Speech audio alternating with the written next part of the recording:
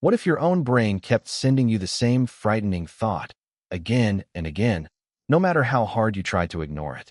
Imagine checking your front door once, twice, 5 times, then standing there wondering, what if I forgot to lock it? Even though you clearly remember doing it.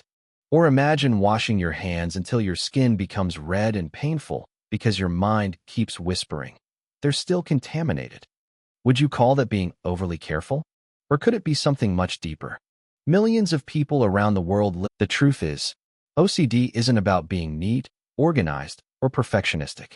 It's a real medical condition involving changes in how the brain processes fear, uncertainty, and repetitive behaviors. And here's the encouraging news. Modern science has helped us understand OCD better than ever before, and effective treatments can help people regain control of their lives. Today, we're exploring the fascinating science behind OCD, what causes it, why it feels impossible to ignore, how doctors treat it, and what recovery really looks like. Stay with us until the end, because one surprising fact about recovery may completely change how you think about OCD. Let's begin. What exactly is OCD? Obsessive Compulsive Disorder is a mental health condition characterized by two main parts: obsessions and compulsions. Obsessions are unwanted, intrusive thoughts, images, or urges that repeatedly enter the mind and create intense anxiety or distress. Compulsions are repetitive behaviors or mental rituals performed to reduce that anxiety. Here's an important point. People with OCD usually know their fears don't fully make sense. Eventually, you do almost anything to make the noise stop. That's similar to how OCD works. The compulsions temporarily reduce anxiety, but only for a short time. Soon, the intrusive thoughts return, and the cycle starts all over again. Have you ever had a song stuck in your head? Now imagine that instead of a song, it's a terrifying thought you never wanted in the first place. That's much closer to what OCD feels like. Common symptoms of OCD. OCD doesn't look the same for everyone.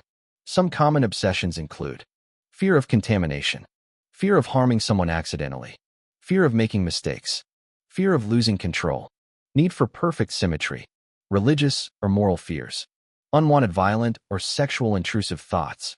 Common compulsions include excessive hand-washing, repeated checking of locks, stoves, or appliances, counting rituals, repeating words or prayers, seeking constant reassurance, mentally reviewing past events.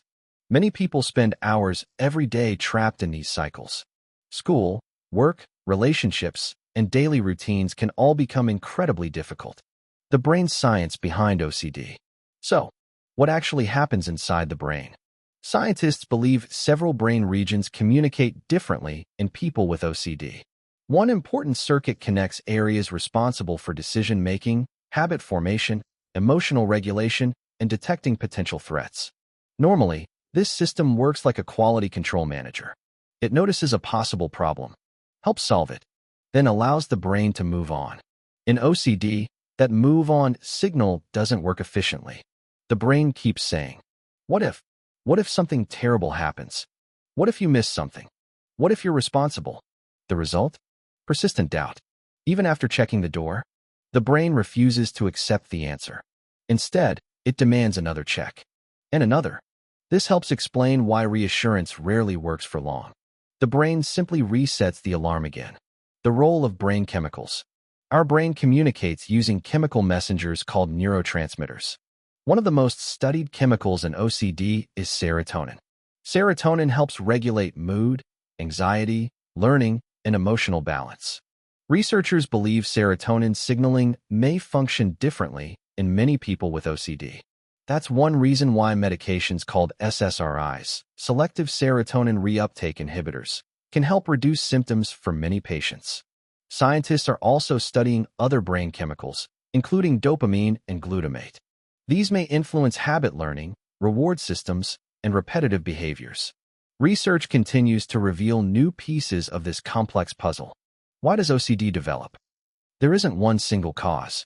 Instead, OCD appears to result from several interacting factors. Genetics. If a close family member has OCD, the risk increases. Genes don't guarantee someone will develop OCD. They simply increase vulnerability. Think of genetics as loading the gun. while life experiences may pull the trigger. Brain differences. Brain imaging studies have found differences in activity within circuits involved in fear, habits, and decision-making. These differences don't mean the brain is damaged. They simply function differently. Environmental factors. Stressful life events sometimes trigger symptoms. Examples include major illness, loss of a loved one, traumatic experiences, major life transitions, pregnancy or childbirth in some individuals. Stress doesn't directly cause OCD, but it may reveal an underlying vulnerability. Who is most at risk? OCD can affect children, teenagers, adults, men, women, people from every culture and background. Symptoms often begin during adolescence or early adulthood, although childhood OCD is also common. Early treatment usually leads to better long-term outcomes. Common types of OCD. Many people think OCD only involves cleaning. That's a myth. There are several different themes. Relationship OCD, religious or scrupulosity OCD, health-related OCD, harm OCD, symmetry and ordering OCD, pure obsessional OCD, sometimes called pure O, where compulsions are mostly mental rather than visible. Although the fears differ, the underlying cycle remains remarkably similar. A real-life example. Meet Sarah. Every morning before leaving home, she checks the stove. Once, twice, 5 times. Then she takes a photo to prove it's off.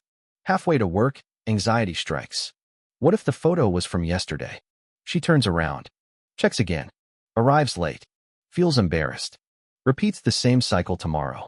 Sarah isn't seeking perfection. She's trying to silence overwhelming anxiety. That's the hidden struggle many people never see. Compulsions actually train the brain to stay anxious. Every time anxiety appears, the person performs the ritual. The brain learns. Ritual equals temporary relief. So next time, the anxiety returns even stronger. Psychologists call this negative reinforcement. Breaking that cycle becomes one of the biggest goals of treatment. How doctors diagnose OCD. There is no blood test or brain scan that diagnoses OCD. Instead, trained mental health professionals evaluate the person's symptoms, how much time compulsions consume, how severely daily life is affected, whether symptoms fit established diagnostic criteria. Honest conversations are essential because many people hide symptoms out of fear or shame. Remember, healthcare professionals have heard these experiences before. You're not alone. The most effective treatment, ERP therapy. The gold standard psychological treatment for OCD is called exposure and response prevention, or ERP. At first, it sounds scary, but it's one of the most successful therapies available. Here's how it works. A therapist gradually helps someone face situations that trigger anxiety. Then, instead of performing the usual compulsion, the person practices resisting it. Initially, anxiety rises, but something remarkable happens. Over time, the brain learns.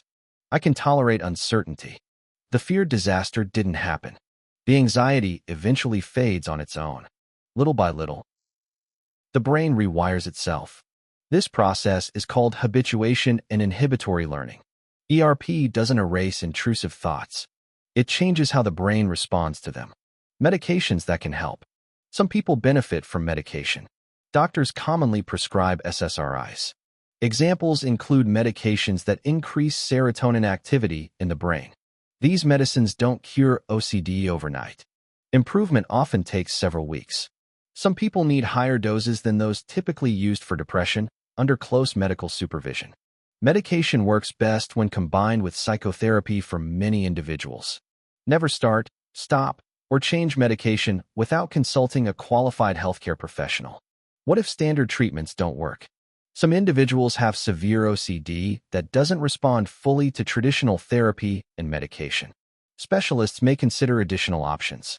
These can include more intensive ERP programs, different medication strategies, deep brain stimulation for carefully selected severe cases, transcranial magnetic stimulation, or TMS, for some patients.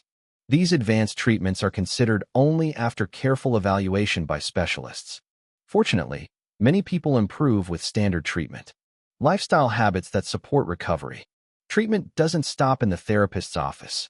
Healthy daily habits matter. Aim for consistent sleep. Exercise regularly. Manage stress through relaxation techniques. Practice mindfulness.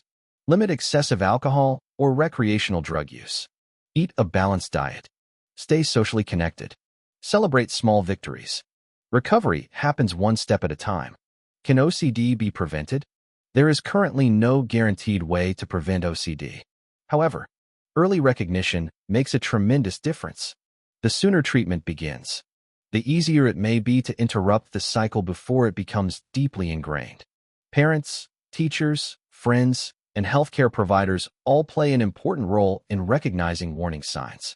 Myths versus facts. Let's bust some common myths. Myth: OCD means you're just clean and organized. Fact: many people with OCD don't have contamination fears at all. Their obsessions may involve relationships, morality, safety, health, or intrusive thoughts. Myth: people with OCD can simply stop. Fact: if it were that easy, they already would. OCD involves real brain processes and anxiety circuits. Treatment, not willpower, is the answer. Myth: intrusive thoughts mean someone is dangerous. Fact: quite the opposite. People with OCD are often deeply disturbed by these unwanted thoughts and usually have no desire to act on them. Hope for recovery. Perhaps the most inspiring discovery in neuroscience is this: the brain can change. Through therapy, healthy habits, and appropriate treatment, new learning occurs. People who once spent 8 hours every day trapped in compulsions often return to work, finish school, build families, and enjoy life again. Recovery doesn't necessarily mean never having another intrusive thought. It means those thoughts no longer control your decisions. That freedom is possible. Final takeaways. Let's review what we've learned. OCD is a real medical condition, not a personality trait. It involves obsessions, compulsions, anxiety, and changes in brain circuits. Genetics, brain biology, and environmental factors all contribute. ERP therapy remains the most effective psychological treatment. Medications help many people. Healthy lifestyle habits support long-term recovery. Most importantly, there is hope. With proper treatment, countless individuals regain control over their lives. If you or someone you know struggles with symptoms that sound like OCD, reaching out to a qualified mental health professional can be the first step toward recovery. You don't have to fight this battle alone. Call to action. If you found this video helpful, take a moment to support our mission of sharing evidence-based health education. Thumbs up like this video. Speech balloon comment below. Have you ever learned something new about OCD today? What surprised you the most? Outbox share this video with friends or family. It might help someone understand OCD in a completely different way. Bell subscribe and turn on notifications so you never miss our next deep dive into the fascinating science of the human brain, mental health, and wellness. Thank you for watching. Stay informed.